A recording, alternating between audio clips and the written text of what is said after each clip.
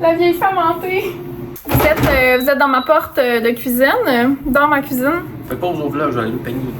Non, mais je peux le... Ah, tu veux le présenter avec moi? Oui.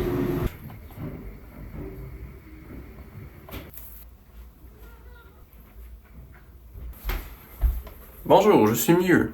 Vous voyez la vérité. C'est la vérité! On réussit pas toujours l'eyeliner du premier coup. Parce que je me suis trompée, j'ai mis mon mascara avant comme une nouille. Bon, on va le corriger après. Parce que je pense que j'ai besoin d'être devant un miroir et non pas devant une caméra. Oui, un petit lab aussi. C'est un petit écran quand même. Hein. Toi des souliers, hein? Ouais, j'ai l'air plus grande que toi. Ah! Enfin, ma taille normale. Bonjour! Bonjour, bienvenue à ce vlog. On est le Attends, mais on va se présenter. 3 octobre. Je sais pas, on est quelle date? On est la date de votre Je choix. pense qu'on est le 2 octobre. Non, le 3. 2, moi je dis le 2. 3. Je sais combien le 3. 3 octobre. On est octobre 3. Attends. Aujourd'hui, on vous amène avec nous dans notre vie. J'ai l'air d'une petite poupée bout de chou, ça me tape ses nerfs. Ah! Regardez qui veut venir sur le vlog. Ah! Chante ta chanson de Horace. Ok. Horace a des joues de petits carcajous. Il a des oreilles de petits perce-oreilles. Il a des pattes de 1000 pattes. Et un bedon rempli de bonbons. Bravo mon chat! T'es bon mon amour! Oui. Voilà, tu veux aller voir papa? Ouais. Fait que là, on vous amène avec nous dans notre journée qui est un peu aléatoire. À date, les plans qu'on a, c'est on va faire mes cheveux. Chez la coiffeuse. On va aller remonter mes clips en fait. Mais pas mes clips, mais mes coutures. Je vais vous le montrer. Enfin, personne m'a demandé ça en passant. Hein. Je sais même pas si on peut voir. Dans le fond, j'ai plein de coutures de cheveux, puis là on va les remonter. Pour être plus... Parce qu'il a des rallonges. Moi je l'ai dit au dernier vlog. Ouais, je sais, mais là on est dans ce vlog-là. Ah, c'est vrai, parce que oui, j'ai des extensions. Ensuite, on va à la ferme. Aller voir le potager. Vous l'aviez vu au début de l'été, puis là vous allez le revoir à la fin de l'été. Il faut aller déterrer les pitates. Ta journée? C'est une belle journée potager tricot cheveux. Mon dieu, je suis pas à la moitié, je suis pas. On va aller boire mon Il est café. pas réveillé lui là. On va aller boire le café. Moi aussi, j'ai vu un café. Non, tu peux pas. Ah, c'est un gros bébé. Non, je suis pas un gros bébé. Oui, t'es un gros bébé. Non. Bienvenue dans nos vies. Ah, en passant, si vous êtes nouveau sur ma chaîne, moi c'est Rebecca, de la chaîne Les Tricots Collards, qui est une chaîne consacrée aux arts de la fibre, aux travaux d'aiguille, au passé et au lifestyle, genre comme. Moi, je suis le chum. Lui, c'est mon chum, il est ébéniste. Et si sa face lui dit quelque chose, c'est parce qu'il est humoriste. J'ai déjà aussi été collaborateur d'une émission à Télé-Québec qui a été cancellée. Après une seule saison. En tout cas, on roule sur l'or. Ah, ouais, genre vous le voyez pas, mais en ce moment, j'ai pas des souliers, j'ai 2 lingots d'or en dessous de mes pieds. L'autre, j'ai rêvé que Thierry me portait des patins pour qu'on aille patiner. C'est son genre. Comme il avait passé des patins. Il était comme là, c'est l'heure que tu te mettes au hockey. Même dans mes rêves, mes amis veulent que je joue au hockey, puis je suis comme non, je veux pas, j'aime pas le hockey, ça pue. Ok, on chante encore sa chanson. Horace a des joues de petits carcajous. Il a des oreilles de petits perce-oreilles. T'es rempli de bonbons, mon amour. Il est beau. Ok, excuse. Dis-nous qu'est-ce que tu manges. Mais là, je me suis fait des toasts, tout ce que j'ai mis du beurre dessus. Puis là, je vais mettre de la marmelade de tomates. Mon frère a fait avec ses tomates de son jardin. Puis là, tu te dis quoi? Du ketchup? Non. De la marmelade. Fait qu'il y a du sucre. Oui, ça goûte les tomates, mais tu sais, d'une manière gâteau. Je mets du fromage cottage. Premier arrêt de la journée, on s'en va chez Extension Montréal pour faire remonter mes extensions. J'attends mon chum et je tricote cette chaussette qui est un bas fait en laine sorcière, avec la laine de Simple Sorcière. Bon, Alexandre est là. Voilà. Ça vlog. Je l'ai acheté à Pomme de laine. Puis c'est très beau. Teint à la main. J'ai rajouté un petit fil de mohair pour que le talon soit plus solide. Puis ça, c'est dans l'idée de faire des bas qui vont être dans l'entrée de ma maison. Comme, je vais faire comme un panier avec plein de bas tricotés pour que les gens qui viennent dans notre maison puissent avoir accès à des chaussettes chaudes et tricotées. Bonjour, c'est moi la poubelle. Fait que c'est la première paire, puis je les ai faites en côte comme ça. Je me dis que c'est comme plus inclusif. Quand les gens ils viennent, ils vont faire à plus de gens en côte, tu sais. Je me dis ça. Fait que je vais les faire assez grand là pour que c'est comme des pantoufles presque. Puis c'est ça. Je les trouve très jolies. Tu les aimes-tu toi? Très beau, sur n'importe quoi. Ah, puis regardez le talon, j'ai fait une folie. J'ai mis des petites grandes points mousse. Au début, je voulais le faire tout en points mousse, puis finalement, j'étais tannée, fait que j'ai switché. Puis ça fait comme un petit effet, là, écoutez. ça, là, c'est la vie de Rebecca à d'autres que je vois en étant témoin de son aventure de tricot. Et tout le temps comme, je peux faire du point mousse après 2 ans et tanné parce qu'elle trouve ça trop long. C'est long faire du pain mousse. Et comme, puis là, je dis, ben, tu as trouvé ça long si tu as du point mousse? Puis comme, ben non. Ben non, pourquoi? C'est pas plus long. Puis là, on en fait genre 5 minutes, puis là, et puis capable. C'est vrai. C'est la preuve, cette chaussette. Mais je trouve qu'elle est comme pas belle quand on la regarde de même. Mais il est beau sur les pieds, mais je pense à cause des côtes, là, il est comme tout rabougri, là. Fait que je suis pas très motivée de le faire. J'ai comme un toupette de genre Jerry Boulet un matin. Tu sais, genre les gars des années 70-80 qui ont un gros toupette, genre. C'est comme vraiment laid. J'aime ça me manger des cigarettes avec du lait. Ouais, je prends ma top, puis après ça, j'ai encore faim, je bois une bière. Après ça, je suis parfait pour aller au casino. En soir. Y a trop de salive. On est pris dans le trafic. Ben voyons. C'est quoi ça? Pourquoi j'ai l'air d'un vieux cadavre gris? Là, il est 11h30, je viens de sortir de la coiffeuse. Je suis coiffée! Ça a été tellement long, ça n'a pas de bon sens. En tout cas, 2 heures plus tard, me voici. Là, long et bien. on s'est dit que tant qu'à être en vlog, on va... C'est bien théâtral aujourd'hui. Tant qu'à être dans un... Ouais, je sais. Tant qu'à être dans un vlog, on va aller essayer un restaurant, tu sais, pour vous. Mon gérant arrête pas de me parler d'une place qui s'appelle le Bossa. Puis il y en a un. Fait que regarde, tant On qu'à va être à côté, l'essayer. on y va. Ouais. On fait les fous. Mon petit chum, tu es filmé. Oui, oui, oui, oui, oui. Tu es filmé. C'est ma vie. Pardon? C'est pour ma lui. vie. Oh!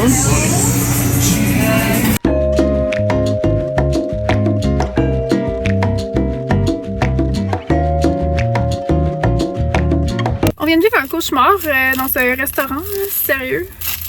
Genre, on a attendu pendant au moins une demi-heure. Puis là, on était comme, c'est vraiment long. On a commencé à voir des gens qui sont arrivés après nous recevoir leur commande. Puis dans ce temps-là, c'était comme, OK. Red flag. Un petit red flag. Fait que là, Alex, il va les voir, puis il est comme, excusez.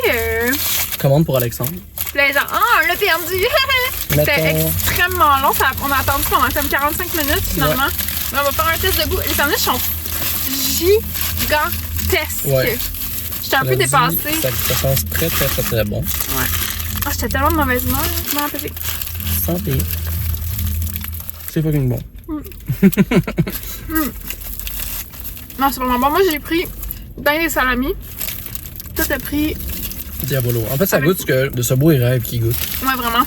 Ça goûte un peu la pizza aussi, je trouve. On va voir pourquoi c'est populaire. Mettons, si on la version en 10 minutes, là, j'aurais capoté. Non, les fruits. Bon, on est présentement chez mon beau-frère. Bonjour! Je suis habillé en ferme. Alexandre, ça va gosser du bois. Moi, je l'avais montré, j'ai reçu. Mais j'ai pas reçu, mais mon ami Gabriel m'a gentiment remis ses lunettes. De la marque Solkist. C'est la collab avec Barbie. C'est cool, hein? Elles sont belles, hein? Fait que Gabriel m'a donné ça. C'est une grande influenceuse. Je suis une influenceuse. Sans code promo. Rien de gratuit, en fait, mais t'as offert. Puis là, je vais tricoter en chargeant mon téléphone parce qu'après ça, on va... Déterrer les pommes de terre. On dirait que la lumière est pas belle. Non, hein? Pourquoi? Pourquoi? C'est pas beau. Ah, ici, c'est très beau. Je pense parce que Marco, il ferme tous ses maudits rideaux. Bonjour, hein, j'ai l'air d'un bon vieux de bonhomme de région. Hey, qu'est-ce que vous faites là? Crichez votre camp d'ici, bâtard. Hey, j'en veux pas des jeunes de même avec vos affaires de technologie, là. C'est quoi ces lunettes-là, là? C'est des affaires de jeunes, ça? Hey! On est à la ferme avec Marco! Il est de bonne humeur. Bon, il va aller nous montrer on en est où dans le potager. Alors, on fait un update de potager, ouais. Parce que, tu sais, on leur avait montré au début de l'été. Ouais, il n'y a comme pas eu de, Il n'y a pas eu de... ouais. suivi. On va faire un petit Il y a le suivi. début et fin. Ouais. Ah, c'est beau le soleil, hein? Fait que Marco, ça va être notre voisin de maison. Ouais. Officiellement. Ouais, c'est juste qu'on a beaucoup de bois entre les maisons. Ouais, c'est vrai. J'ai ma bête à carotte qui est finalement jamais vue. Mon beau semis de carotte. Il est vraiment beau ton carottier. Mon carottier. C'est la fin des haricots. Oh, Je ça... vais faire de la graine avec ça. OK. Les betteraves. Les courges. Hey, ça, sont énormes, hein, tes courges Ouais. pâtissons, ça n'a pas Ouais. d'allure. Les courges. Il y a de la courge, il y a de la courge. On va voir, ils sont bien beaux. J'en ai juste 3. Parce que c'est pas pratique en dessous de ça. J'oublie de. Tu peux t'en occuper? Ouais, mais j'ai pas le choix parce que sinon, l'altise, il mange toutes les feuilles. Les jalapenos. OK. Les poivrons mauves. Là, il y a de la courge qui pousse dans mes poivrons. Ah, hey, la courge, ça n'a pas de bon sens, c'est genre envahissant. On a des petites tomatilles. Hein? Ben oui, elles sont juste vraiment petites. Tu veux-tu faire un test de goût? Ça se mange en guacamole, en bouton.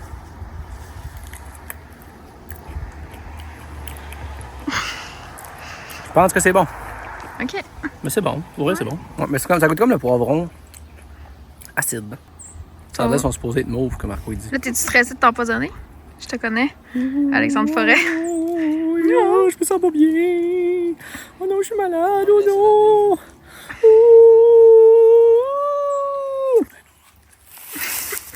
Vraiment trop de courge. Cette phrase, Ouais, cette phrase j'ai trop de sexy, courge. là. Ouais, j'ai trop de courge.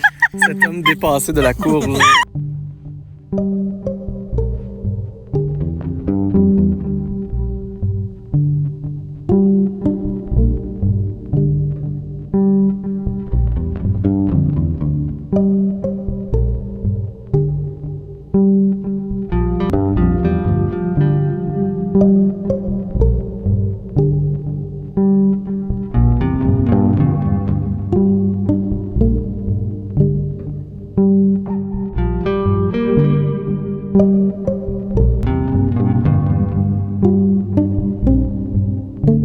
Pendant que les hommes font les récoltes, moi je les filme.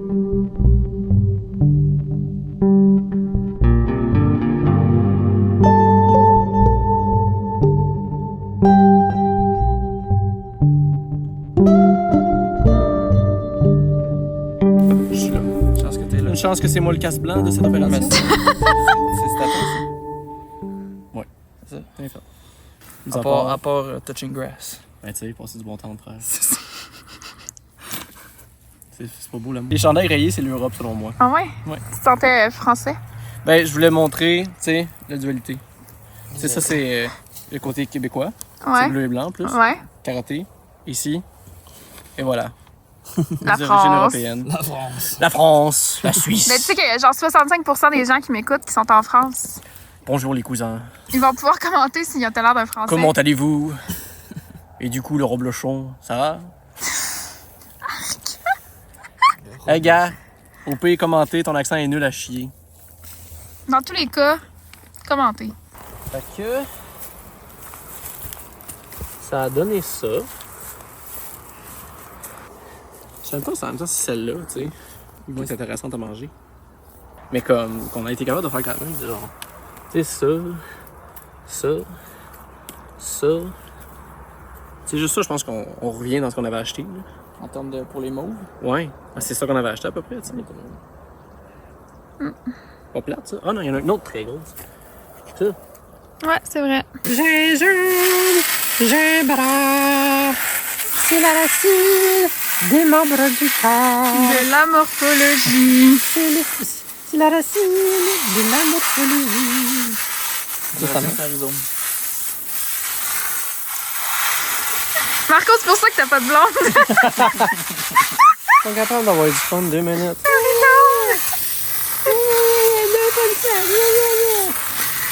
Savez-vous que les ours qui ont plus peur de nous qu'on a peur d'eux? Pourquoi les tu dis tout le temps? Savais-tu que c'est la même pression pour croquer une carotte que pour casser un doigt? Ah oui. En tout cas, Marco est comme, ouais, c'est vrai. On doit l'avoir appris au même endroit. j'ai bien hâte qu'éventuellement, peut-être, j'aille comme mon petit jardin à moi tous les matins. J'aille mon petit café, un désherber mon petit jardin. Là, après ça, mon petit poulailler, je vois les petites poules. Ah ouais. Tout ça est hypothétique pour l'instant. Ah, très hypothétique. C'est exactement où il va, mais hypothétiquement. Exactement. C'est géographiquement où est-ce que je vais le mettre, quand, mais tout ça, c'est des rêveries. Des rêveries d'artistes.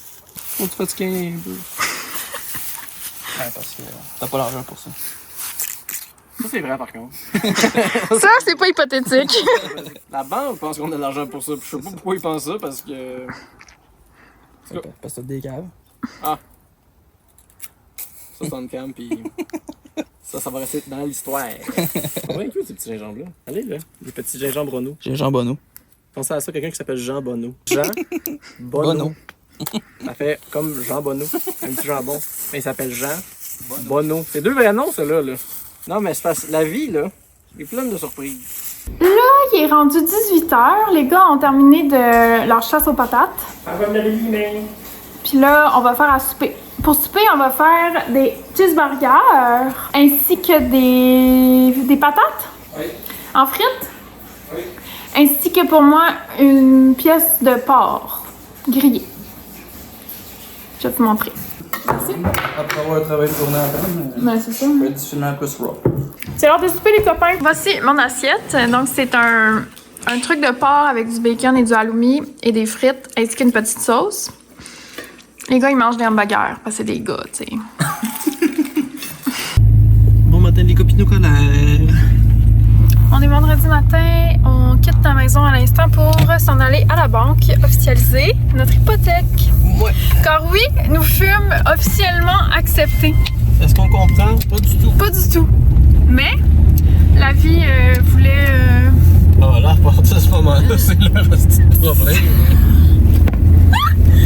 C'est comme, vous avez pas payé votre hypothèque ce mois-ci, puis on est comme, ben non. Mais pourquoi vous l'avez donné? Évidemment qu'on l'a... Allô? C'est vrai, c'est des blagues, on va payer notre hypothèque quand même. C'est juste qu'on était étonnés parce que ça a été difficile de faire passer nos revenus de travailleurs autonomes, c'est tout.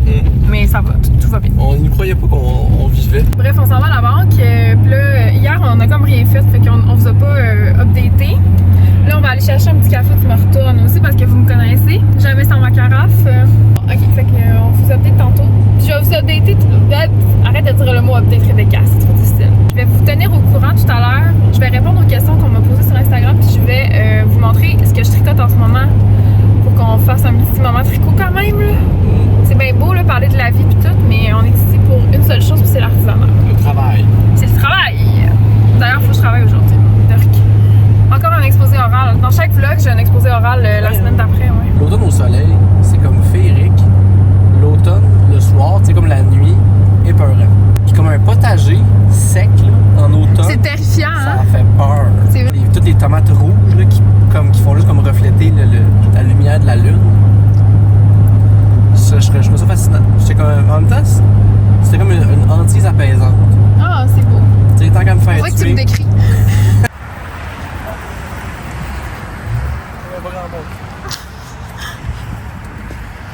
On est sur le terrain.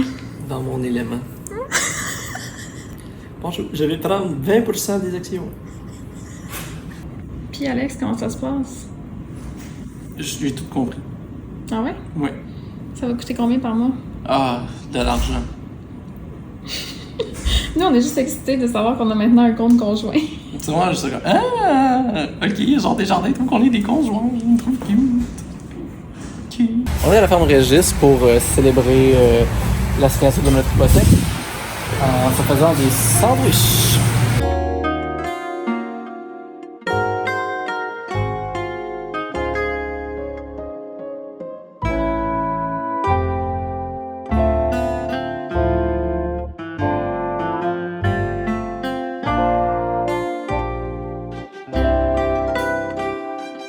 Là, il est rendu midi et demi. On vient de finir de dîner. On a mangé des sandwichs avec du fromage de chèvre, des morceaux de porc, puis il y avait pas de beurre. Il y a pas de beurre chez tes parents? Ben oui, il y a du beurre aussi. Ben, il y a des petits copes de beurre, mais ça goûte le moisi. Non, non, hein?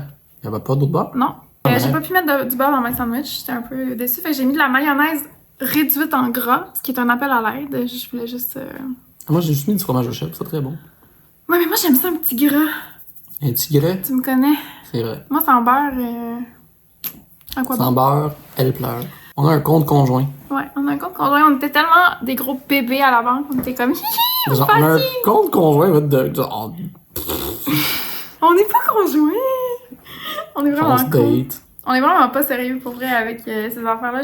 En tout cas, je suis sûre qu'elle-même, elle comprenait pas trop pourquoi ça avait marché. Je pense qu'elle comprend pas trop qui on est, qu'est-ce qu'on fait dans la vie non plus. Moi, je tricotais genre pendant la rencontre. J'étais comme, ah, quoi, je vois rien, j'ai pas mes lunettes, tu sais, je suis comme pas fonctionnelle. J'étais comme, Alex, dirais pas à ma place. Ben, comme parfait, 1%, 2%, 3%, 4%, 6%, 20%, 10%, je te disais, qu'est-ce que vous voulez? Là, il y a des assurances, il y a pas d'assurance, il y a des assurances. Il y a des assurances, pas d'assurance. Vous en prenez pas, vous êtes des gros estis d'épais. Ah, ok, on dirait que je serais porté à être un gros esti d'épais, mais je me tente pas d'être un gros esti d'épais. Ça, Alexandre, il s'en va à sa chape à bois. Bisous, bisous, bisous dans le ciel, badou dans mon cœur. Pipi pourra pour moi. Le soleil réchauffe la nature. Les arbres absorbent la chaleur pour grandir. La forêt grandira. C'est mon personnage, c'est le chanteur d'opéra avec la petite bouche qui chante la nature. On n'est pas creux de printemps.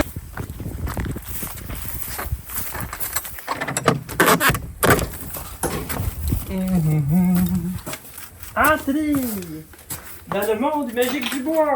Qu'est-ce qu'Alexandre va faire? Ça, tu veux un petit meuble pour les livres? Ouais. Mais non, on le fera pas parce qu'on va pas mettre un nouveau meuble quand il faut déménager. Ben, tu peux le faire quand même, là. Là, j'ai apporté une chaise qu'on a déjà parce que je veux en faire une sensiblement pareille. Fait que là, je viens juste prendre les mesures de la chaise pour après ça faire les bords. Fait ici, tout ça. Puis après ça, refaire après ça un siège tissé, pareil comme lui, là, dans le fond. Même affaire, puis le même cossin. Puis j'ai ça. Ça fait longtemps que je vais essayer de faire ça, puis j'ai bien hâte. Par contre, elle, je suis pas mal sûr que c'est une chaise en bois vert. C'est-à-dire que le bois a été coupé, l'arbre, puis ensuite, il a été tout de suite sculpté en chaise, dans le fond, tous les bois, parce que tu vois quand même que c'est pas droit, ça a bougé, puis aussi, à la texture, ça a sûrement été fait à la bastringue, qui est comme, j'en ai une, là, en fait, la bastringue comme ça.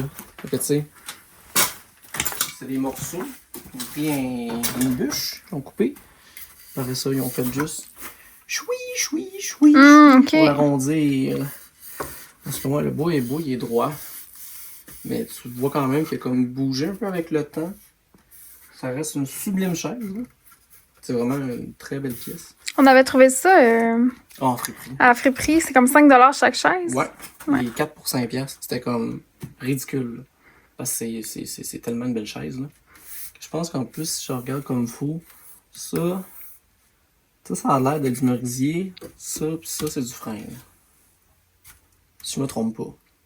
Fait que c'est ça. Fait que là, je vais faire. La seule affaire, c'est que moi, je la ferai pas en bois vert. Avant de me lancer là-dedans, je vais apprendre à faire une chaise. Après ça, j'apprendrai comment faire une chaise à la main à partir d'une grande bûche qu'on vient de bûcher. Parce que c'est quand même le fun de faire du bois. Le bois, quand il est comme mouillé, il est comme plus mou. Je peux le faire d'en travailler. OK, merci. Ça, c'est la cabane à sucre familiale. Bonjour, bienvenue à la cabane à sucre. On a très hâte à ce printemps parce qu'on va habiter proche, fait qu'on va pouvoir tout vous montrer le processus de... Ouais, ça fait une couple d'années en plus que moi je manque le temps des sucres. Ben je viens faire un tour mais que je participe pas. Fait que Là, on va participer activement. Au jour de congé, on va ramasser de l'eau. Puis à long terme, on aurait un projet de retaper la cabane à sucre. Ouais, mon frère aurait le goût de comme remettre ça en neuf. Ouais, moi j'aimerais vraiment ça aussi. C'est un peu nos bottes. Je m'occuperais de la déco. Là, ici, c'est la salle à manger. Là, ça paraît pas parce qu'il y a comme toutes les affaires qu'on a serrées pour le prochain printemps. Mais c'est toutes des choses qu'on utilise. Et ben, il faut recueillir de l'eau d'érable. Là-dedans, on met le sirop d'érable. Il y a aussi la petite bouilloire. Notre bouilloirette. C'est hot. Mini bouilloire. Voilà. Ça, avant, c'était la cuisine. Ça a Et déjà... la salle à manger qui est dans une place pour stocker le bois. Oui, pour ça, parce que mon père, je pense qu'il veut remettre ça en neuf, ne serait-ce que pour avoir plus de... J'aime tellement les armoires, là. C'est trop belle. Ouais. Bon, là, je suis à la cabane à sucre familiale. Il est quelle heure? Je sais pas, il est quelle heure. On est au milieu de l'après-midi. Puis là, je voulais venir vous parler, en fait, c'était le but de ce vlog-là. Je voulais vous faire un petit update sur mes tricots. Puis répondre aux questions. Donc, j'ai posé des questions sur Instagram. Puis je vais prendre le temps de répondre. J'en ai eu quelques-unes. La vue est super belle. Il fait beau aujourd'hui. Je suis vraiment contente de prendre ce temps en forêt. Avant qu'on se lance dans les questions, je voulais vous montrer le dernier chandail que j'ai fait, qui est celui que je porte. Il est pas bloqué, fait que là, il est un peu tendu, là, mais c'est un chandail que j'ai fait pour mon chum. Il est pas fini. En fait, c'est faux qu'il est fini parce que les manches sont faites, puis le corps aussi. Sauf que là, je me suis rendu compte que pour mon chum, il est vraiment trop court. Vous voyez? Puis, je vais le rallonger. En fait, j'ai commencé tantôt je fais quelque chose de vraiment controversé. Hein. Dans le fond, je vais coudre une extension en bas parce que je l'ai faite sans coudre. Puis, ça me laisse la possibilité d'ajouter, en fait, une section. Ça paraîtra pas trop, je pense. Ben, en fait, ça va paraître, mais je vais faire exprès de laisser la couture visible pour qu'il y ait le même effet qu'ici. En bas du chandail, tu sais, je pense que ça va juste faire un espèce d'effet intéressant. Fait que je vais essayer ça. C'est des chandails que je veux faire parce que là, maintenant on sait qu'on a la maison. J'ai vraiment décidé de me lancer dans plein de projets de déco, mais aussi de tricot parce que j'ai envie que chez nous, il y ait tout le temps des tricots disponibles pour les gens qui viennent nous voir, tu sais, fait que ce soit des bas. Je veux tricoter plein de chandails qui sont comme dans plein de tailles pour que le monde y vienne puis ils puissent comme être cosy en laine. Puis je trouve ça beau comme d'avoir ça, tu sais, de disponible pour tout le monde. Comme vous savez, là, j'aime vraiment le look rustique. Puis j'aime ça que les gens, quand ils viennent chez nous, ils se sentent bien, qu'ils viennent se reposer, qu'ils soient au chaud, que ce soit comme cosy. Fait que là, je vais faire une série de chandails inspirés un peu de ça, là, pour que les gens puissent les porter. Puis je porte des bas aussi qui vont aller dans cette voie. Donc ça, c'est les bas. Bon. Parce que ma face, il veut pas les montrer. C'est les chaussettes-là, là. Tricotées en bleu poussière, je vous les avais-tu montrées? Je pense que oui. En tout cas, il va y avoir des bas comme ça, plein d'affaires. Dans un genre de panier d'osier à l'entrée. J'aime vraiment l'idée. En plus, on va déménager sûrement là, comme au milieu de l'hiver, fait que ça va être un peu l'enfer, mais bon, c'est pas grave. Fait que c'est ça. Ce chandail-là, il est tricoté du haut vers le bas. J'ai fait un col droit, donc aucune diminution. Puis des manches qui ont des diminutions. Fait que si vous me connaissez, vous savez que j'ai beaucoup exploré avec les manches ballons. Sauf que là, ça, c'est un chandail qui est pour mon chum. Donc, je voulais... Là, il a l'air trop court pour moi, mais mon chum, il a des plus petits bras que moi. Puis, mon chum, en fait, c'est un chandail qu'il va porter. Il voulait un chandail pour ses vidéos de bois. Donc, quand il filme du contenu sur son Instagram, dans son atelier, il voulait un beau chandail chaud pour cet hiver. Fait que j'ai fait ça. Puis, il peut pas avoir des grosses manches ballons. Fait que j'ai fait des manches qui sont faciles à rouler comme ça. Puis, qui vont bien tenir. Fait que je suis partie avec un nombre X de mètres, puis j'ai vraiment fait des réductions pour un poignet très ajusté. Fait que là, vous les voyez bien, les diminutions là, dessus. Puis sinon, il est tricoté. En fait, mon secret, c'est que le corps est tricoté sur des plus grosses aiguilles que les manches. Fait que ça permet d'avoir comme un un fit qui est comme plus raffiné ou élégant, si on veut, tu sais. Fait que le col, il est pas trop chunky, puis les manches non plus. Mais le corps est vraiment chaud. Je vais en faire une coupe comme ça pour mes invités, comme je vous disais. Puis ça permet aussi de passer des restants de laine. Puis j'ai essayé comme des nouvelles manières de jouer avec les couleurs qui sont moins extravagantes, qui sont moins random aussi. J'ai plus planifié mes couleurs dans celui-là. Puis je suis vraiment contente de ce que ça donne. J'ai peut-être un peu chaud. Aujourd'hui, il fait vraiment, vraiment beau. C'est comme là, ce côté-là, j'ai fait ça une fois, mais c'était pas nécessaire. Je pense que passer à autre chose, j'aime moins ça, ce côté-là. Fait que là, c'est ça, je suis en train de tricoter comme une autre section que je vais venir coudre en bas pour l'allonger parce qu'il est vraiment trop court. Puis en le bloquant, je pense que les manches, ils vont aller chercher un peu de longueur puis ça va juste être parfait, là. J'espère qu'il va devenir moins piquant parce que là, il est vraiment piquant. Genre, j'avais de la misère à le tricoter sur moi parce que ça me piquait les jambes, là. Fait que on va voir s'il devient plus doux. Mon chum me dit que ça le dérange pas. Puis c'est aussi, j'ai remarqué, tu sais, quand il fait plus froid, on est moins sensible à la laine que quand il fait... Tu sais, quand il fait chaud, on dirait que c'est comme vraiment intense d'avoir de la laine sur soi, là. À voir. Puis c'est beaucoup de la laine qu'on m'a donné. C'est 100% laine. Plein de choses que les gens m'ont donné. Je suis vraiment contente de pouvoir faire ça, là. Il est super beau. Puis je trouve vraiment qu'il fit rustique, là. Je voulais comme quelque chose de très, très vintage dans la vibe. Puis je pense que c'est bien réussi. C'est pas mal ça. Je vous le remontrerai quand il sera bloqué. Puis je pourrais vous parler aussi de si ça a fonctionné, mon affaire de l'allonger. Là, je vais répondre à vos questions. J'ai posé des questions sur Instagram, puis là, je les ai notées parce que je filme avec mon téléphone, fait que j'ai pas accès à mes réseaux. Il y en a qui sont revenus, là, fait que j'ai comme condensé celles qu'on m'a posées le plus. Je vais essayer de répondre à toutes en prenant pas trop mon temps, parce que des fois, j'ai tendance à jaser, puis là, ça dure 25 ans, le vlog. J'ai essayé de faire ça short and sweet. Donc, les premières questions que j'ai eues concernaient beaucoup ma thèse. soit des gens qui me demandaient c'était quoi ma thèse, soit des gens qui me demandaient quand est-ce qu'ils allaient pouvoir la lire. Fait que là, pour la lire, c'est vraiment pas dans le futur immédiat. Si vous n'êtes pas familière avec le processus du doctorat, là, dans le fond, on fait une scolarité qui appelle, puis ça, c'est comme des séminaires dans lesquels on est amené à développer notre projet. Ça dure environ 2 ans d'habitude. Puis, techniquement, après ça, on a 2 ans de rédaction, donc 2 ans où on écrit notre thèse, où on écrit notre projet. Moi, ce qui s'est passé, c'est que j'ai commencé un doctorat dans un autre domaine, puis j'ai changé au milieu. Fait que je me suis rallongée d'1 an au niveau de la scolarité. Fait qu'à partir de l'année prochaine, je vais entrer officiellement en rédaction. Sauf que là, c'est très rare que les gens prennent seulement 2 ans pour écrire une thèse. Souvent, ça va en prendre 3, voire 4. Fait que c'est sûr que moi, je vais essayer de faire ça vite, là, mais c'est pas réaliste vraiment là, de penser que ça va se faire en 2 ans. Ce qui nous amène quand même loin pour une publication éventuelle, parce que au début, ça va être disponible, quand ça va être fini, elle va être disponible sur les plateformes universitaires pour lire dans le PDF. Mais ce sera pas nécessairement un livre. Puis moi, c'est un de mes objectifs, c'est d'en faire un livre qui va être publié. Sauf que ça, souvent, ce processus-là, il demande encore plus de travail parce que tu dois ajuster un peu ton propos, tu dois comme un peu repasser puis rééditer ton texte pour qu'il soit souvent un peu plus court, plus le fun à lire aussi, selon les maisons d'édition où tu veux publier. Fait que c'est sûr que là, ça rajoute encore du temps avant qu'on puisse parler d'une publication éventuelle. Fait que moi, je dirais que pour la lire, c'est pas tout de suite. Par contre, je pense que je vais commencer tranquillement pas vite parce que j'avais demandé puis ça semblait vous intéresser. Fait que je vais commencer à intégrer ce genre de contenu plus en lien avec ma thèse dans des vidéos. Tu sais, je pensais vous faire des trucs genre vous présenter des moments historiques, tu sais, comme le tricot a eu quelle place pendant la Première Guerre mondiale, le tricot a eu quelle place pendant la Deuxième Guerre mondiale. Vous présenter des artisanes qui ont été importantes aussi, que ce soit parce qu'elles ont réfléchi le textile, qu'elles ont permis à la discipline de vraiment évoluer. Vous présenter donc des personnes, des mouvements artistiques, des choses comme ça qui sont en lien avec le tricot, puis qui permettent vraiment d'avoir une compréhension plus large de ce que c'est le tricot, puisque ça peut vouloir dire aujourd'hui d'avoir des aiguilles dans les mains. En tout cas, moi, ça me fascine vraiment, là, le tricot et la philosophie, blabla. Ce qui m'amène à parler de ce sur quoi porte ma thèse.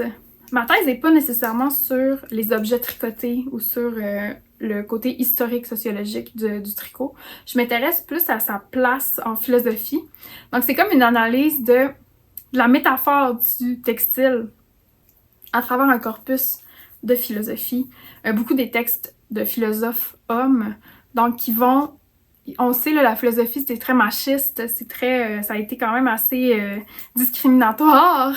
Sauf que moi, un phénomène qui m'a intéressée, c'est que bien que la plupart des philosophes vont un peu rejeter les inégalités, vont rejeter les expériences du genre, etc., tout au courant de l'histoire, puis encore aujourd'hui, il y en a, ils vont travailler un vocabulaire de l'artisanat, qui est pourtant réservé aux femmes, aux affaires de bonnes femmes à l'époque.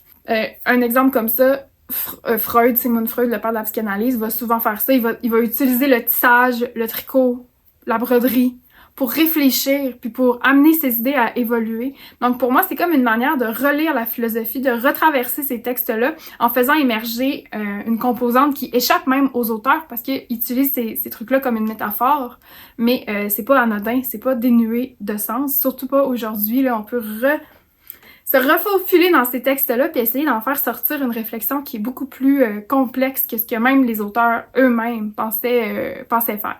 Fait que ma thèse, c'est ça, c'est vraiment... Tu sais, c'est pas sur le tricot, genre comme sociologiquement, là, la place que ça a, bien que c'est important pour moi d'en être consciente, là. Mais c'est ça, c'est un projet un peu éclaté. Puis comme j'expliquais à un moment donné, moi je suis... tu sais, je suis pas au doc en philo ou en histoire de l'art. J'ai fait mes études en histoire de l'art, mais là, mon doc, je le fais en études et pratiques des arts. Parce que c'était très important pour moi de pouvoir parler depuis une posture d'artisane. Parce que la raison pourquoi je suis dans ce sujet-là, puis la raison pourquoi ces métaphores-là me sont apparues, c'est parce que j'ai une pratique moi-même. Puis ça me permet aussi d'avoir un regard qui est spécifique, qui est technique sur cette métaphore-là. Fait que je sais pas si vous me suivez, tu sais, pour moi, ça a une autre connotation, mettons, si on va se comparer à une couturière, ou je pense à un exemple à la recherche du sang perdu de Proust. Il y a un moment où il compare la couture et l'architecture, puis il dénigre un peu la couture au détriment de l'architecture. Puis tu sais, il y a tout un jeu de genre qui se joue, en fait, parce que la couture est associée aux femmes, puis l'architecture, souvent, est associée aux hommes. Donc, on va hiérarchiser ces artisanats-là, hiérarchiser ces pratiques, et d'évaluer la couture pour valoriser l'architecture. Puis là, en tout cas, ils comparent l'écriture à l'architecture. Puis là, vous comprenez que c'est comme une manière de dire, bon, j'ai pas juste cousu une robe, j'ai fait une église, tu sais. Fait que c'est un peu ce genre de métaphore-là, ou ce genre de passage-là dans les textes qui m'intéresse. J'espère que ça vous ennuie pas trop. Fait que bon, c'est ça ma thèse. Pour l'instant, elle s'appelle l'artisanat comme image. Puis ben c'est ça. On étudie les images textuelles de l'artisanat. Bon, prochaine question, c'est sur mon marathon. Donc, quand est-ce que j'ai fait mon marathon? En fait, c'est un demi-marathon que je... Pardon. C'est un demi-marathon que je vais faire. Puis c'est le 6 octobre que je cours mon demi-marathon. Par contre, le problème, en fait, c'est que quand je me suis inscrite au mois de février, je savais pas que j'allais acheter une maison. C'était vraiment pas dans les cartes. Puis je me suis inscrite au demi-marathon à Québec. Sauf que là, avec toute la maison et tout, j'ai pas les moyens de me payer une chambre d'hôtel, de payer le gaz, toutes les sorties au resto. Je voulais aussi aller à la Petite Laine, le festival. Mais là, évidemment, avec tous les coûts que l'achat de la maison engendre, j'ai décidé de faire une croix sur ce week-end-là. Mais par respect pour ma parole, parce que j'ai dit que j'allais le faire, j'ai décidé de quand même courir un demi-marathon ce dimanche. Par contre, je vais le courir à Montréal et non pas à Québec, fait que ce sera pas comme un demi-marathon officiel là, que je passe sur la ligne d'arrivée puis je me rends à la fin, mais je vais courir un demi-marathon ce dimanche. Ça, je pense que je vais le mettre dans mes stories Instagram, fait que je ferai pas une vidéo là-dessus, mais vous allez pouvoir me suivre sur les réseaux. Fait que je sais pas quand est-ce que la vidéo sort, mais dans tous les cas, allez vous abonner à mon Instagram parce que souvent je mets du contenu que vous allez pas retrouver ici sur YouTube. Fait que c'est ça, puis sinon pour les entraînements, tu sais, j'en ai parlé quelques fois là, mais je suis vraiment pas prête là, il y a eu tellement de bouleversements dans ma vie dans les dernières semaines, voire dans les derniers mois, que j'ai un peu délaissé l'entraînement de la course. Puis je vous mentirai pas, je fais une petite parenthèse de sport là, j'ai pas full aimé ça, m'entraîner pour une course, d'avoir une date avec un événement. J'ai trouvé ça vraiment, je trouve que ça m'a mis vraiment de la pression. Puis moi, quand j'ai de la pression, on dirait que je fais juste comme abandonner. J'aime pas ça, le fait que si je sentais que si je manquais un entraînement, mais j'étais en train de mettre en péril ma performance à la course. Puis j'ai pas aimé ça. J'aime mieux faire de la musculation. Moi, c'est vraiment mon dada, si on veut, là, d'un point de vue sportif. Là, c'est comme vraiment ça que j'aime. On peut se dépasser. Quand je le file pas, je peux prendre ça smooth. Tu sais, il y a moins en jeu. Puis la communauté du gym, je trouve ça vraiment plus inclusif, vraiment plus agréable aussi. J'ai trouvé que la course, c'était vraiment compétitif. On dirait que les gens sont plus pense-bons. Tu sais, au gym, les gens, ils s'en foutent de toi. Ils sont juste contents que t'es là. Puis tu sais, même les gros gars de gym, on a l'impression qu'ils sont vraiment pas fins, là. Mais vraiment pas. C'est comme... Je me sens toujours bienvenue puis bien dans un gym, tandis que dans la course à pied, j'ai pas senti ce genre d'accueil-là, au contraire. Ouais, j'ai pas aimé ça, je pense pas me réinscrire à une course. Peut-être des demi-marathons, ça, genre, je vais me réinscrire. Puis là, on va voir ce dimanche comment ça va se passer parce que je suis vraiment pas assez entraînée.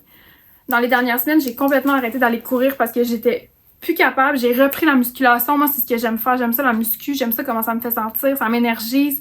La course, tout ce que ça faisait, c'était m'épuiser. Puis genre, me creuser l'appétit. Fait que j'étais comme un monstre qui avait tout le temps faim puis qui voulait juste dormir. Puis c'est ça, j'aime pas ça, tu sais. Quand je vais au gym le matin, là, je suis juste prête à me lancer dans ma journée, puis je suis juste comme énergique. Si j'ai moins d'énergie ce jour-là, j'en donne un peu moins, puis c'est tout. Tu sais, la course, c'est que, on dirait, il y a tellement en jeu physiquement aussi, t'es tout le temps en train de comme, d'exiger énormément de ton corps, c'est des efforts qui coûtent cher, En tout cas, fait que j'ai vraiment moins aimé ça, puis j'ai pas aimé non plus le fait que là, soudainement, la musculation dans ma vie avait comme seul objectif de nourrir, puis alimenter, puis soutenir mon effort de course. Moi, j'aime ça, lever des gros poids lourds, puis être raqué. C'est ça. Fait que pour toutes ces raisons-là, je pense pas vraiment continuer là, à faire de la course. J'ai eu quelques moments où j'étais comme « Oh wow, j'adore ça, je pense que je vais m'inscrire à un marathon. » Mais je pense pas que ça va se passer pour vrai. Là. Je vais rester avec un entraînement plus smooth là, au niveau du cardio. Parce que j'aime bien ça, mais sans plus. Puis j'aime ça aussi des plus courtes distances. Là. J'aime ça faire ça 30-45 minutes. Mais là, quand on commence à parler de courses d'une heure et demie, 2 heures, là, c'est parce que moi, j'ai d'autres choses à faire. Là. Fait que c'est ça. Pour mon demi-marathon qui sera couru ce ce dimanche. Puis, tu sais, au début, je voulais full m'équiper. Ben, je me suis équipée, j'ai des chaussures, j'ai acheté une petite veste. En fait, je l'ai eu à ma fête, en tout cas. Une petite veste de course, blablabla. Puis là, tu commences à t'informer, puis c'est compliqué. Ah, Jésus. Là, il faut manger pendant, puis là, il faut boire de l'eau, puis des électrolytes. Puis là, ils nous vendent plein de cossins. Puis là, il faut acheter... Il y a tout le temps quelque chose à acheter en course. Ça coûte cher. Au gym! Un grand t-shirt de pyjama puis des jogging dégueulasses, t'es parti, c'est parfait. Tu sais, je veux dire, il y a vraiment moins d'implications symboliques, physiques. Puis c'est plus, tu peux te dépasser. En tout cas, je trouve que c'est plus valorisant, bref, le gym. Tout ça pour dire que ce dimanche-là, je me suis comme fâchée. Je vais courir avec des petits bonbons puis un Gatorade. C'est pas... Là, les grandes affaires là, qui finissent plus de coûter 100$, non. Non. Bon, ok. Là, ça, c'était les questions qui n'ont pas rapport nécessairement avec le tricot. Non, c'est pas vrai, il y en a d'autres. C'est mêlé, c'est pas grave. Comment commencer le jacquard? on change de sujet. Comment commencer le jacquard? En le commençant, ma bien. En le commençant, tout simplement. Non, pour vrai, moi, je l'ai commencé avec... Je pense que j'en avais parlé dans un podcast avec ma mère. Le premier projet de jacquard que j'ai fait, c'est les mitaines Ouija, que je veux refaire bientôt d'ailleurs. C'était mon premier projet, donc des mitaines sur des genres 2.5 mm. Fait que c'était quand même audacieux de ma part là, de me lancer avec ça. Puis ça s'était bien passé. Tu sais, je pense que si t'as un peu de volonté et le désir de comprendre le concept, parce que finalement c'est pas compliqué, c'est que t'as une grille, puis tu tricotes la couleur comme elle se présente. Fait que tu peux le faire tout croche, tu peux le faire en faisant comme un brin à la fois. Tu fais suivre ton motif comme ça. C'est juste qu'il y a des techniques que je vous dirais que ça vaut vraiment la peine de prendre connaissance de ces techniques-là puis de les appliquer pour être bien placé. Tu sais, maintenant, moi, je fais mon jacquard comme ça à 2 mains, en distribuant les couleurs, en pensant à mes couleurs dominantes, blablabla. Puis ça a été un peu plus long avant que je l'intègre. Tu sais, j'ai tricoté... Le premier chandail en jacquard que j'ai fait, c'est le Holly Sweater de Anne Rimen. Puis ce chandail-là, j'avais appris là, la technique avec les tutoriels de Claude Tricot. Puis ça m'avait pris, je pense, 5 minutes l'absorber puis vraiment comprendre comment faire. Puis une fois que tu comprends, tu travailles ta tension puis c'est parti. Fait que je dirais qu'une des choses importantes à garder en tête, c'est de pas de régler sa tension d'abord, de s'assurer d'avoir une belle tension stable. Puis après ça, commencer à intégrer tranquillement des petits projets qui ont du jacquard. Vous pouvez commencer peut-être avec un col. Là. Il y a des beaux... Je sais que Knitting Traditions, Inga, je sais pas si vous la suivez, elle a des cols vraiment beaux qui sont beginner friendly. Là. Ça pourrait être un beau projet pour débuter parce que vous n'avez pas à gérer les diminutions, vous pouvez juste vous concentrer sur la technique elle-même. Tu sais, des mitaines, je suis pas sûre que c'est un bon premier projet parce que justement, il y a... Premièrement, il y a l'enjeu des petites aiguilles.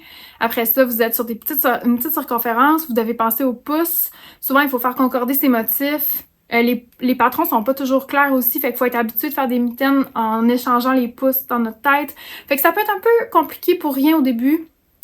Fait que je vous dirais de vous concentrer sur un col pour se lancer. Puis, tu sais, comme avec tout, là, je le dirai jamais assez, il faut juste le faire. Puis à chaque fois que vous commencez une nouvelle technique, à chaque fois que vous vous lancez dans une nouvelle technique, soyez prêts à vous tromper, à recommencer. C'est pas grave, tu sais.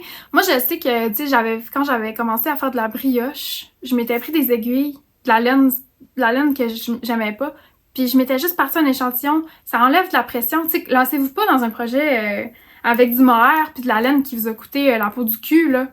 Tu sais, sinon, c'est tellement stressant, tu veux pas te tromper, puis il faut que ce soit la plus belle affaire que t'as faite dans ta vie, sinon, ben, ça marche pas. Non. Là, si vous êtes pour commencer une nouvelle technique, laissez-vous le temps de l'apprendre. L'autre chose que je vais dire, c'est que le jacquard, commencez-le pas à plat, commencez en rond. C'est important. Parce que la gestion de fil sur l'envers est différente. Puis si vous n'êtes pas familier avec tout simplement la gestion de fil sur l'endroit, vous allez être confus pour rien. Ça vaut pas la peine. Fait que c'est pour ça qu'un col, je trouve c'est c'est une bonne idée parce que vous êtes sur du 16 pouces. Fait que c'est confortable. Ça peut être en laine qui est plus grosse un petit peu, mais pas trop grosse non plus. Vous n'avez pas de diminution, pas d'augmentation, c'est droit. Fait que moi, je dirais de commencer en commençant, tout simplement. C'est ça mon conseil. Je vais vous mettre les cols de Inga dans la barre d'infos si vous voulez regarder ça. On m'a écrit aussi pour des trucs pour réparer un tricot.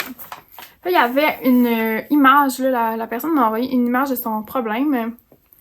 Puis le problème, en fait, c'est que les mailles ici de la bordure étaient défaites. Puis ça, c'est quand même un problème. Moi, je dirais que ce que moi je ferais, il y a plusieurs choses que j'envisagerais. La première chose que je ferais, c'est que je regarderais du côté des techniques japonaises de réparation. C'est des techniques qui sont visibles, mais qui sont vraiment, vraiment, vraiment belles. Fait que ça peut être une option de juste comme accepter qu'on voit qu'il y a une réparation qui a été faite. Ça peut être vraiment beau. Ça, si tu le fais dans une couleur similaire en plus, ça peut faire comme un petit panneau de tissage, là. Ça peut être vraiment joli. Une autre chose que je ferais peut-être, que j'envisagerais, c'est de faire comme une genre de patch que je viendrais recoudre par-dessus pour au moins protéger les mailles, puis sécuriser autour, tu sais, comme m'assurer que ça peut pas s'empirer. Ce serait la deuxième chose, parce qu'une bordure comme ça, sûrement que ça se fait, mais ça me semble un peu délicat de venir remonter les mailles comme on peut le faire avec un trou qui, tu sais, si, mettons, mon chandail, il s'abîmerait ici, c'est plus facile. Il existe des manières de recréer une trame avec un fil pour retricoter puis venir boucher le trou là, de manière même complètement invisible. Mais là, vu que c'est une bordure, moi, je ferais ça. J'irais sur les techniques japonaises. Je vais mettre des vidéos dans la barre d'infos, puis je sais qu'il y a un livre de beaucoup. Je sais qu'elle a fait un livre avec des techniques, je pense que c'est pour le tricot, mais je suis pas sûre. Fait qu'en tout cas, je vais mettre ce livre-là aussi. Ça peut être une ressource intéressante, sinon je suis sûre qu'il en existe une pléthore sur YouTube. Sobriété et tricot. Ça, c'est full intéressant. Quelqu'un m'a demandé ça sur est-ce que je suis sobre grâce au tricot. Je vais vous faire un petit topo rapide de ça, mais moi, j'ai commencé à boire, je devais avoir, tu sais, à boire plus sérieusement, je devais avoir 18-19 ans. Ouais, à peu près 18-19 ans. Puis, rapidement, c'est devenu un peu excessif. Moi, j'ai tendance à être excessive dans tout. Puis, vous le voyez aussi dans le tricot. Puis, l'alcool n'a pas fait exception. Puis, tu sais, c'était pas un cas de... je buvais 8 bouteilles de vin par jour, puis tout. Mais j'avais définitivement une relation à l'alcool qui était très problématique. Puis ça, je le sais juste parce que je voulais vraiment arrêter. Puis tu sais, quand tout notre corps nous signale qu'on veut pas faire quelque chose, puis qu'on n'est pas capable de pas le faire, c'est pas super... c'est pas indicateur d'une relation très saine. Puis tu sais, je me souviens d'une période de ma vie, là, avant d'arrêter de boire, que tous les soirs, ben premièrement, je buvais tous les jours, là, ça c'est sans équivoque, je buvais tous les jours jusqu'à être pas mal altérée, là. Puis tous les soirs, je me couchais en me disant « Ok, demain j'arrête. Ok, demain j'arrête. Demain j'arrête. » Puis là, j'étais pas capable. Puis tu sais, j'ai été sur cette espèce de rythme-là pendant vraiment longtemps, en me sentant un peu prise dans cette relation-là. C'était aussi financier parce que ça coûtait très, très, très cher. Puis j'étais pas capable. Mais ça, c'est pas juste avec l'alcool. Moi, je suis une excessive. Je suis pas capable de me retenir. Puis là, évidemment, j'ai tellement travaillé que maintenant, je suis plus capable de contrôler ces excès-là. Là. Je suis vraiment plus responsable qu'avant. Mais c'était comme un enjeu où j'étais pas capable de pas dépenser pour ça. J'étais vraiment prise dans un rapport alcoolique. J'étais alcoolique, en fait, là. Puis, tu sais, je buvais minimum 6 bières par jour. Minimum. Plus souvent du vin, plus tout ce qui se passait quand je sortais. Puis, bon. Ça a eu beaucoup d'impact négatif dans ma vie. Ça, c'est un autre indicateur souvent que c'est trop. C'est que ça commence à avoir des effets négatifs sur ton entourage, sur mes relations, la manière que j'avais de traiter les autres. Mes priorités changeaient aussi. C'est comme si j'avais un peu d'argent dans mon compte. Ça allait vers acheter de l'alcool et jamais vers acheter de la nourriture plus saine, tu sais. Fait qu'il y avait tout ce rapport-là aux priorités. Puis tu sais, une addiction ou un rapport excessif à quelque chose, c'est pas... Ça dépend pas de données empiriques, tu sais, c'est vraiment psychologique. En fait, c'est comment tu te sens par rapport à cette chose-là. Puis moi, ce que j'ai ressenti, c'est que des fois, je pense qu'il y en a que même avec la consommation, l'achat de laine, ils ont un rapport un peu excessif. Puis moi, je l'ai senti aussi monter des fois quand j'ai commencé à tricoter de comme, c'est le même sentiment que je me sens obligée d'acheter, que je me sens comme prise dans cette relation-là. Puis j'ai réussi à couper court. Mais, tu sais, ça se manifeste de plein de manières. Puis si on a des personnalités qui sont intenses, souvent c'est difficile à contrôler. Puis ça se manifeste de plein de manières. Puis si c'est pas dans l'alcool, ça va être dans autre chose, tu sais. Puis là, je suis comme dans un moment de ma vie où j'arrive à le garder sous contrôle. Puis c'est beaucoup dans le sport. Puis dans le tricot, justement. Je tricote beaucoup, excessivement presque. Mais au moins, pour moi, c'est une manière saine de gérer ce côté-là de ma personnalité. Puis le tricot, effectivement, a vraiment aidé, en fait, parce que ça a comme pris le relais d'une partie de mon amour de l'excès. Fait que j'ai arrêté de boire au mois de septembre 2019. Non, c'est pas vrai. Complètement faux. Je dis ça parce que au mois de septembre... J'ai commencé à... OK. On se calme, on fait des phrases complètes. Je vais prendre une gorgée d'eau, là. Au mois d'août 2019, j'ai commencé à tricoter. Ça a été comme un coup de cœur. Le 1er janvier 2020, j'ai arrêté de boire. Ce qui veut dire que du mois d'août au mois de décembre de l'année 2019, je buvais et je tricotais. Mais toute cette période-là, j'essayais d'arrêter de boire. Puis c'était vraiment difficile. Mais c'est comme un des moments de ma vie où j'étais vraiment en mode... Là, j'arrête, puis ça va se passer. C'est juste que j'avais plein de rechutes. Fait que c'était comme, j'arrêtais, je recommençais. J'arrêtais 2 jours, je recommençais. Puis là, ça rechutait tout le temps. Puis je me souviens, ce Noël-là, je suis allée chez mes parents. Puis je leur avais dit que j'avais arrêté de boire parce que je voulais... Ça m'enlevait la pression de... C'est qu'en fait, ça me mettait de la pression de réussir ce que je m'étais promis. Puis je me souviens, un soir, il était parti. Puis là, j'avais comme calé genre plein d'alcool dans la maison parce que j'étais comme... Je peux pas boire, tu sais. Puis je leur avais comme caché, tu sais, là, parce que là, je voulais qu'ils pensent que je buvais plus, mais j'avais échoué. Le 31 décembre, il y avait eu une grosse fête, j'ai pris ma dernière brosse, j'ai bu pour la dernière fois de ma vie. J'ai mis de l'alcool dans ma bouche. J'ai bu pour la dernière fois le 31 décembre 2019 dans une fête du Nouvel An. Le lendemain, je me suis réveillée. Puis, c'était fini. Le 1er janvier 2020, c'était terminé. Ça a été difficile au début, j'ai eu des gros problèmes de sommeil, j'ai eu comme... Puis j'avais fait toute seule, là, tu sais, j'ai pas été... j'ai été à quelques rencontres des AA au début de la pandémie, aussi surtout parce que là, c'était difficile, mais en même temps, tant mieux. Puis, mais le tricot m'a vraiment aidé. Ça a été comme ça m'a soutenue, là, complètement, là. Puis c'est ça, c'était une manière pour moi d'investir un espèce de rapport excessif. J'avais besoin que ça sorte, ça, cet excès-là. Puis là, j'avais le tricot comme une béquille. Puis la pandémie a frappé, puis ça m'a permis aussi de le vivre d'une manière recluse. Tu sais, il y avait moins de parties, il y avait moins d'occasions. Mais moi, j'aimais boire toute seule. Fait que c'était comme pas tant c'est pas tant les parties là, qui faisaient que je buvais, c'était vraiment juste mon rapport à ça. Puis j'ai pu arrêter, puis effectivement, depuis, le tricot a comme pris toute la place. Puis je pense plus vraiment, c'est vraiment... On dirait que ça existe même plus en moi, ça, là, d'avoir été comme alcoolique ou... En même temps, le fait de plus boire, aujourd'hui, je peux pas recommencer, je peux pas boire une bière, je peux pas boire une coupe de vin, c'est impossible pour moi. Des fois, je me dis, est-ce que je serais prête à... Tu sais, je suis plus équilibrée, je suis plus responsable, j'ai plus 25 ans, tu sais. Est-ce que je serais capable de recommencer légèrement? Puis, me connaissant, tu sais, je le sais que au début, je serais capable. Je boirais une bière une fois par semaine. Puis là, tranquillement, pas vite, ça se réinstallerait dans ma vie, là, j'en ai aucun doute. Puis c'est aussi que moi, ce que j'aimais de l'alcool, c'était de trop en consommer. C'était le côté assommant, tu sais, le fait de m'assommer avec quelque chose. Ça a été difficile pour moi aussi. Je faisais beaucoup d'insomnie. Puis c'était comme une manière pour moi de me geler, là, tu sais, pour comme moins dealer avec ma personnalité, qui est un peu comme...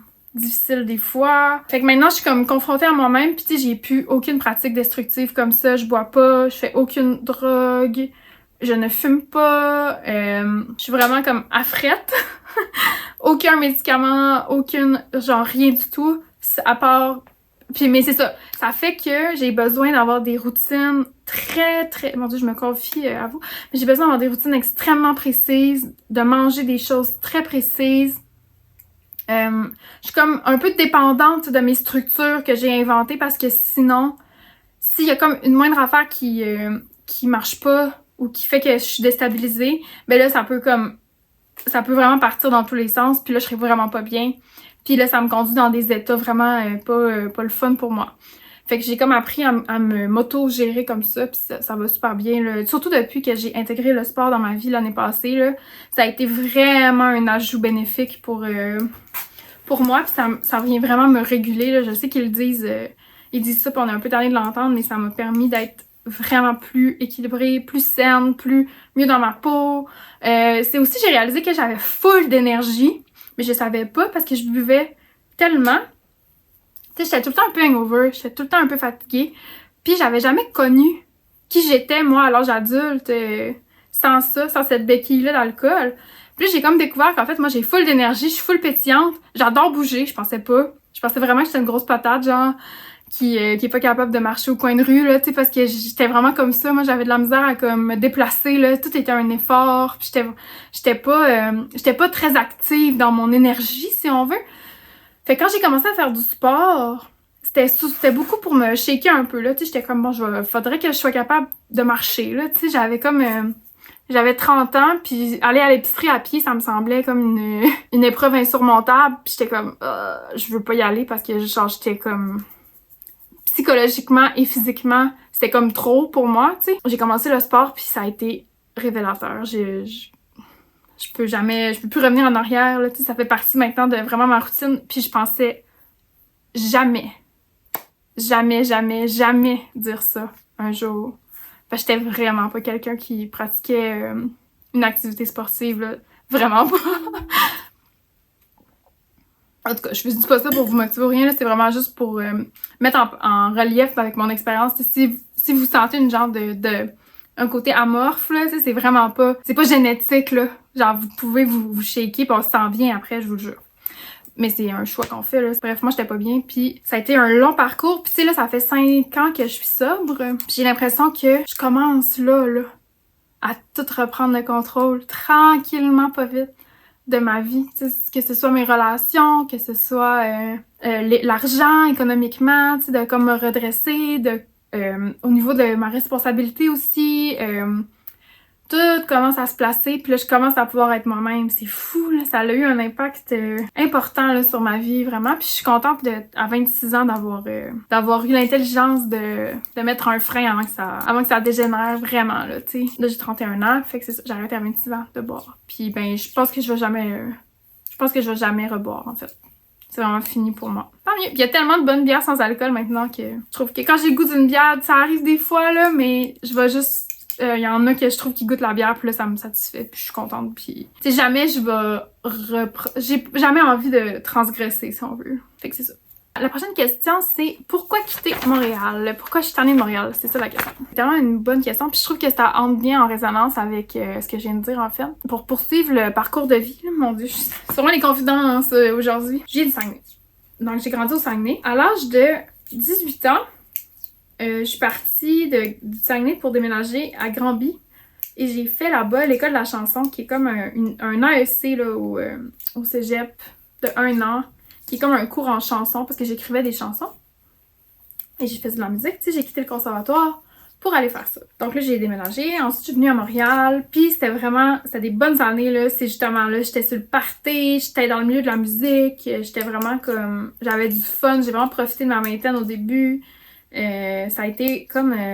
j'ai vraiment vécu Montréal, je pense, dans une époque où c'était vraiment, vraiment cool encore Montréal, puis je sortais dans les bars, j'étais tout le temps dans les parties, tu sais, j'ai vraiment profité de la ville. Puis là, il y a eu la pandémie après ça, puis tu sais, j'ai arrêté de boire et tout. Puis là, dernièrement, dans les dernières années, j'ai rencontré mon chum aussi. Je sens plus que j'ai d'attache dans cette ville-là. Puis c'est comme si la balance entre ce que j'aime de Montréal puis ce que j'aime pas de Montréal, c'est complètement inversé.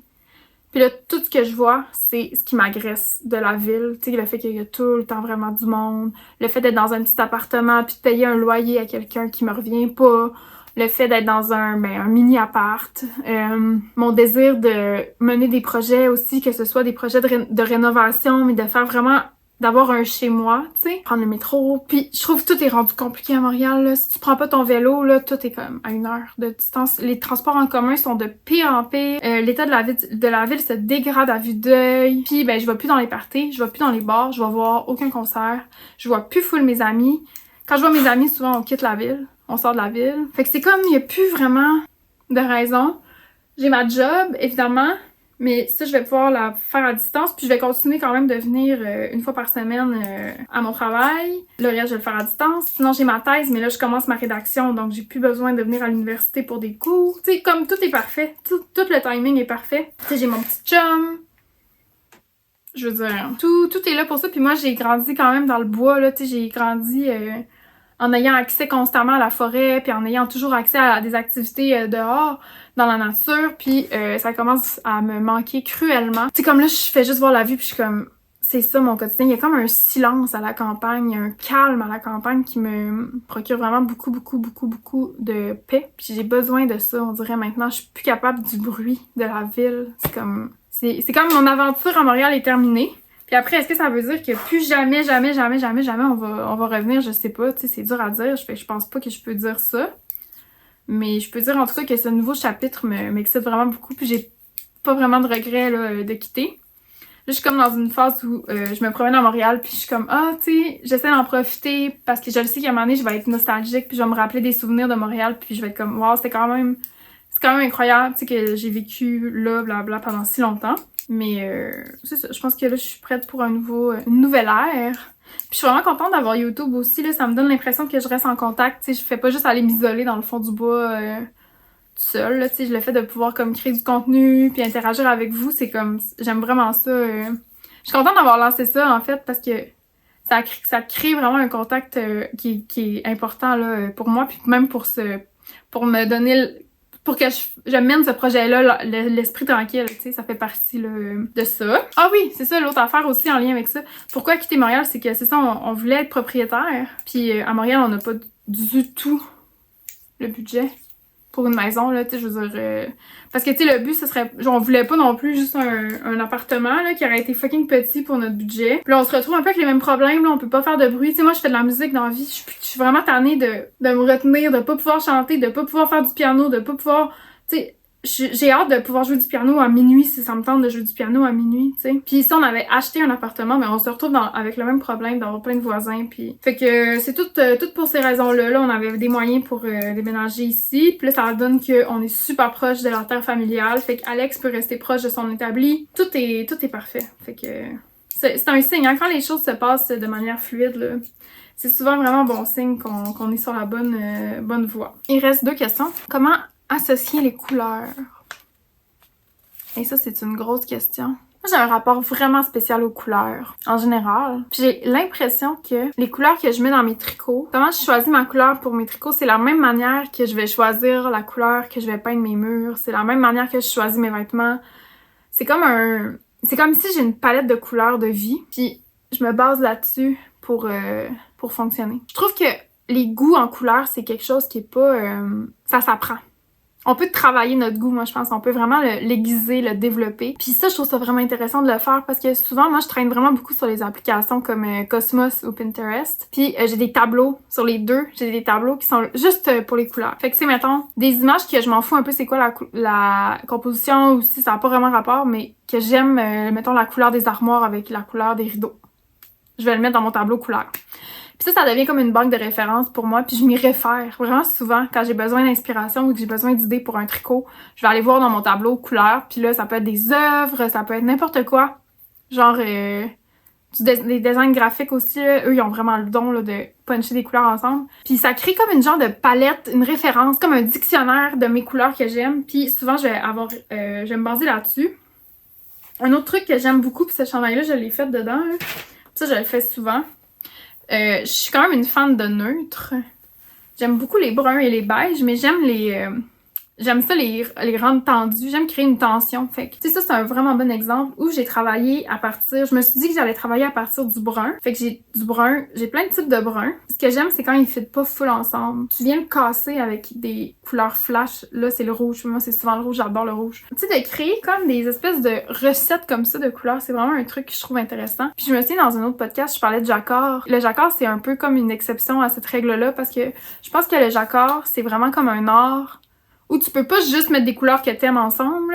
Tu sais, ça marche pas de même. Je pense que les bons jacquards, un beau jacquard, il y a une réflexion qui est juste comme objective sur la couleur. Puis où chaque couleur vient vraiment comme révéler la beauté de l'autre.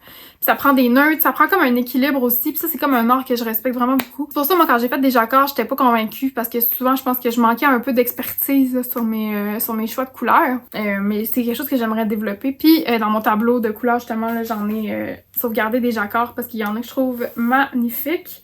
Puis les bons designers, ils ont le don de faire ces choix-là, là, puis ça peut être tellement magnifique. Tu sais, ça, je dis ça pour ceux qui ont plus que 2 couleurs, là, parce que, tu sais, je pense qu'un jacquard à 2 couleurs, c'est quand même assez facile d'aller chercher quelque chose d'intéressant qui fonctionne. Mais quand on commence à faire dialoguer ensemble plus que 2 couleurs, c'est là que ça devient plus touché puis qu'on peut se tromper, je pense. Tu sais, on peut avoir, même si on aime chaque couleur, on peut faire des choix moyens. C'est pour ça que je me tiens loin ou je vais refaire souvent le même... je vais reprendre la palette de la designer, en fait, quand je sais que j'aime ça. Là. Puis la dernière question, c'est comment vont Horace et Adélard, mes petits minous. Là, évidemment, ils sont pas avec moi, mais ils vont très bien, ils sont guéris. Là, comme vous savez, sûrement, ils ont été malades et ils sont maintenant guéris.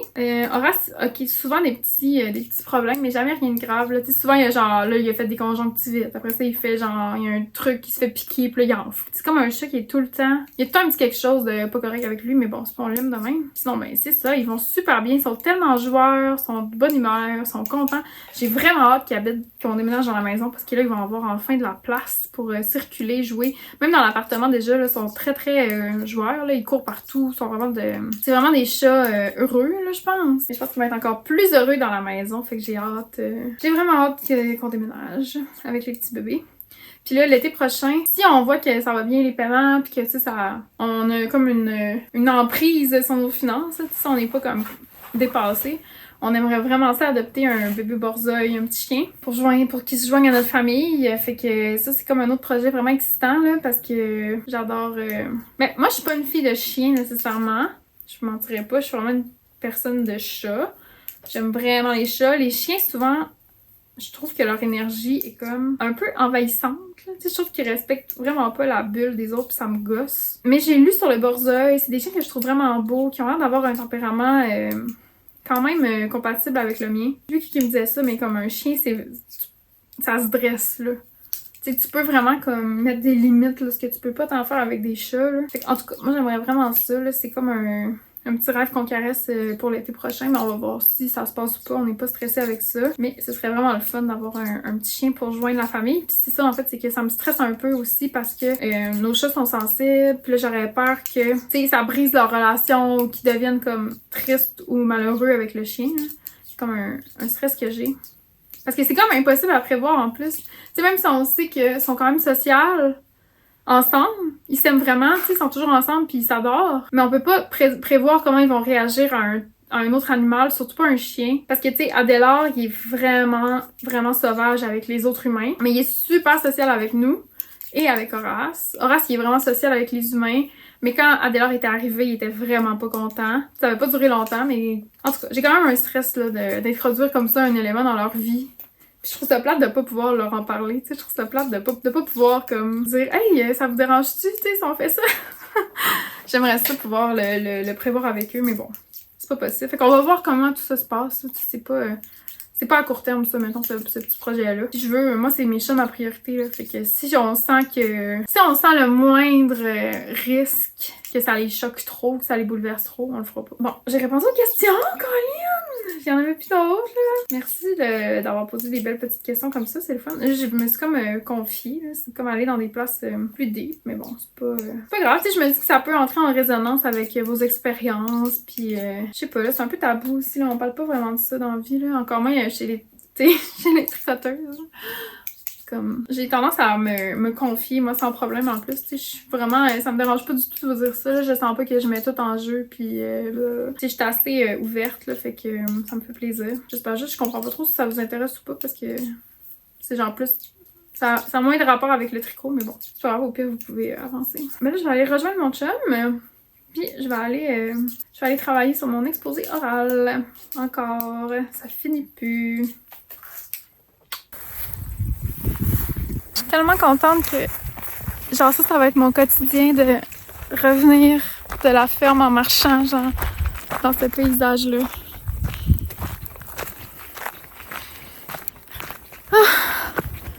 J'ai tellement hâte juste d'être dans ce silence, ce calme. Je suis contente. Ça s'est très bien passé, j'ai filmé pendant 1 heure. T'en es où, là? Je peux ça. Je peux être à la maison. C'est quoi ça, c'est pour Anne-Marie? Oui. Hein? Oui. Elle est chanceuse, Anne-Marie? Pas mal. Pas grand monde qui a de la job custom. Personne n'a pas toi. Puis là, Anne-Marie maintenant. Ouais, ben, gars, je me suis dit, Je veux faire mon généreux. Est-ce que mes cheveux ont l'air complètement fous? Oui. Ah, ça c'est dit, on veut le filmer le bonhomme. My God. Tout le monde va voir. On est naturel. Je ne demande que la vérité. Êtes-vous fatigante? Oui.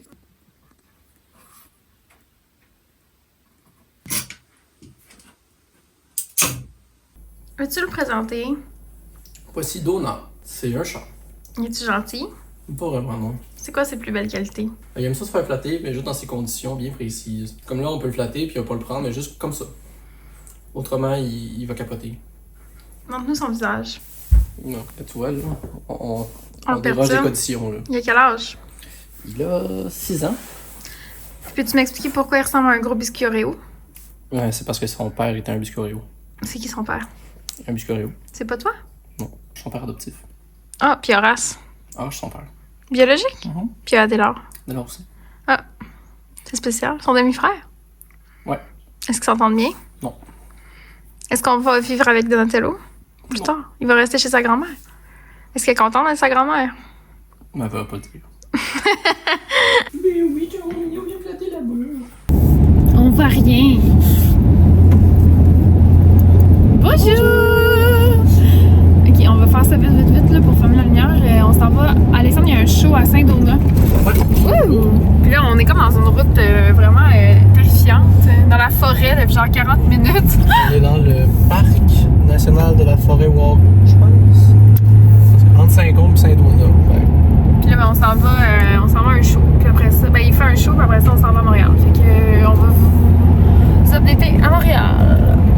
Hourra! Hurrah! Parc Foresti. C'est le fun parce qu'on dirait pas que tu me kidnappes. Non, non. C'est pas ça. Non, non, j'ai un spectacle pour de vrai. Oui, je m'en vais faire des blagues dans un vrai endroit. Franchement. Oui, il y aura des gens qui vont rire.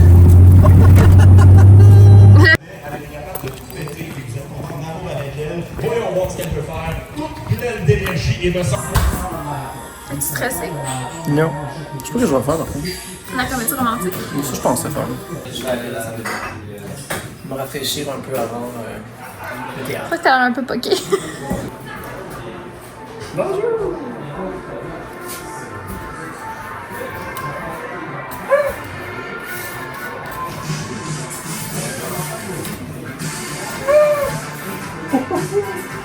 Bonsoir Saint-Donat! Yes sir! C'est ma deuxième fois à Saint-Donat. Hein? Oh ouais, non, je m'en souviens, je pense en 2011, j'ai remplacé au métro. C'est très bien passé, c'était très plaisant. Les gens de Saint-Donat sont bien généreux. J'ai beaucoup de plaisir. Ouais, ça avait l'air à marcher en maudit. Ouais, c'est super le fun. Puis, ben c'est ça. Fait que là, maintenant, on retourne à la maison. Ça donne qu'il y a une animalerie à côté qui est encore ouverte. Fait qu'on On va acheter un chat. Non, c'est vrai. On va aller acheter un pinson. Nous qui est vraiment irresponsable. On va aller acheter de la bouffe à chat. Puis après ça, ben, on va faire 1000 ans de chat. 1h20. Est-ce qu'en arrivant, on va leur montrer les chats, puis après, on va fermer le vlog? Oui, ça ressemble à ça. Alex, qu'est-ce que tu fais? Je fais ce qu'il y a à faire depuis qu'on est revenu. C'est-à-dire s'occuper de ce vieux nigo. Là, l'autre, il est là. Mais lui, c'est parce qu'il veut participer aussi. Parce que quand on va se faire quelque chose, il faut qu'il fasse lui aussi. Horace c'est tellement excité qu'on soit revenu là. Il s'est dirigé immédiatement vers le bain, puis il est comme là, vous allez vous occuper de moi, merci. Parce que c'est son terrain de jeu, le bain. Faut Ouais, il savoir. adore être dans le bain. Ah, c'est long de se parler, voir pour le vlog. Ah, faut que je le sorte.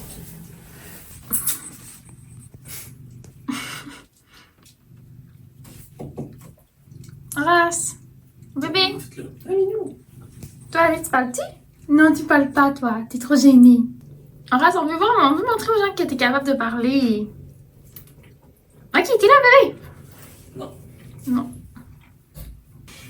En fait, tu as dit de continuer de se laver.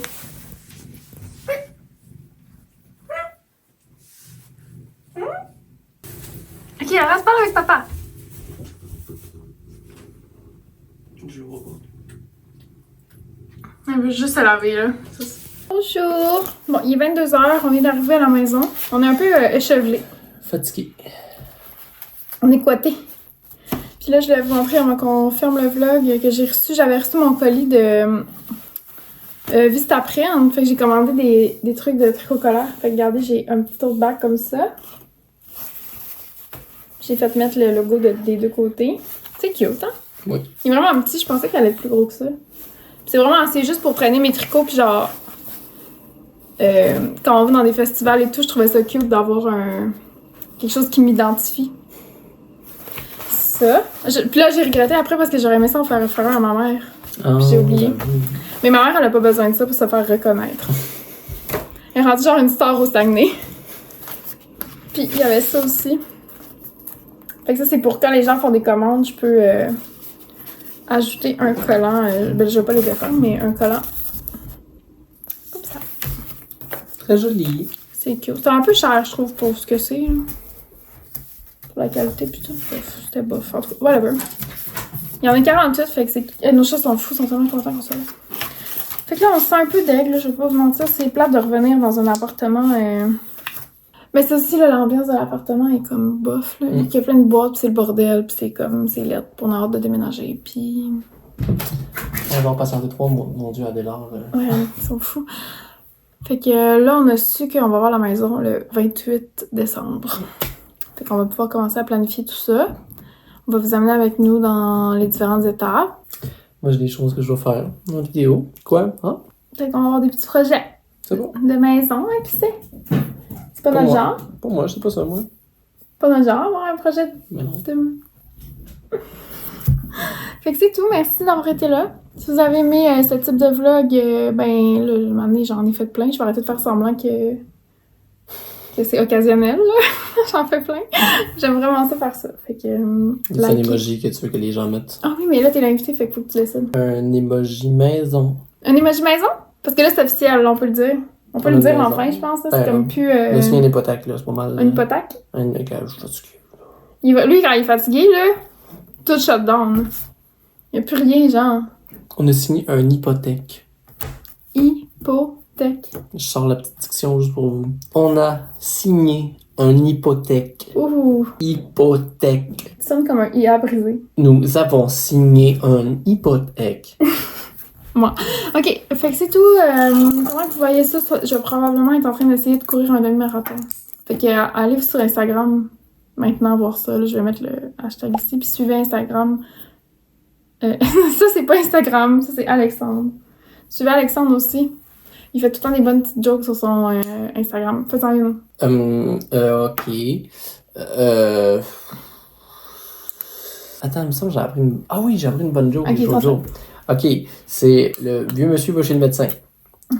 Puis le médecin, il dit, j'ai une mauvaise nouvelle puis une très mauvaise nouvelle pour vous. Le monsieur dit, ok, commencez avec la mauvaise. Il dit, vous avez le cancer. Il dit, ah, ok, ben d'abord, dites la très mauvaise. Vous avez en plus l'Alzheimer. Il dit, bon, ben moi, j'ai pas le cancer. Franchement. Je t'ai fait un punch. J'ai punché sur ton punch. T'as fait une joke. Ouais. T'as fait une joke pendant ma joke. Elle était bonne, merci mon amour. Fait que si vous vous abonnez, vous allez pouvoir assister à ces blagues-là. Puis sinon, hey, on est fatigués. Bonjour! Ok, fait qu'on se voit bientôt. Laissez des commentaires. Laissez des commentaires, cliquez sur j'aime, abonnez-vous à la chaîne avec la petite cloche pour avoir les notifications de quand je publie des vidéos. Sinon, ben suivez-nous sur nos réseaux sociaux, puis ben on se voit la semaine prochaine. Toi, la semaine prochaine aussi? Peut-être pas. On va voir. On le sait jamais. C'est toujours une surprise. Bye. Bye bye. Bye les copines au collège.